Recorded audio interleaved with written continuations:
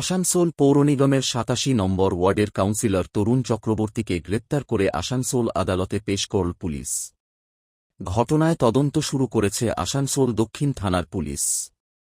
Police সূত্রে জানা গিয়েছে, গরিব মানুষের মধ্যে বিতরণের জন্য রাজ্য সরকারের দেওয়া ত্রিপল তাঁর বাড়ি থেকে উদ্ধার হয়েছে। অভিযোগ, সেই ত্রিপল সাধারণ মানুষের মধ্যে বিতরণ না করে বাড়িতে মজুত করে রাখা হয়েছিল। এই অভিযোগের ভিত্তিতেই তাঁকে গ্রেপ্তার করা হয়েছে। এছাড়াও তাঁর বিরুদ্ধে অবৈধ বালি কারবার, তোলাবাজিসহ একাধিক অভিযোগ রয়েছে বলেও পুলিশ সূত্রে জানা গেছে। ঘটনার তদন্তে নেমেছে পুলিশ।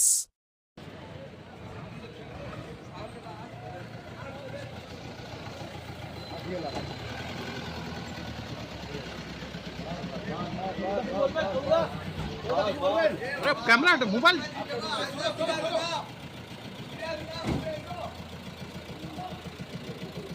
তোমরা কিছু বলবেন?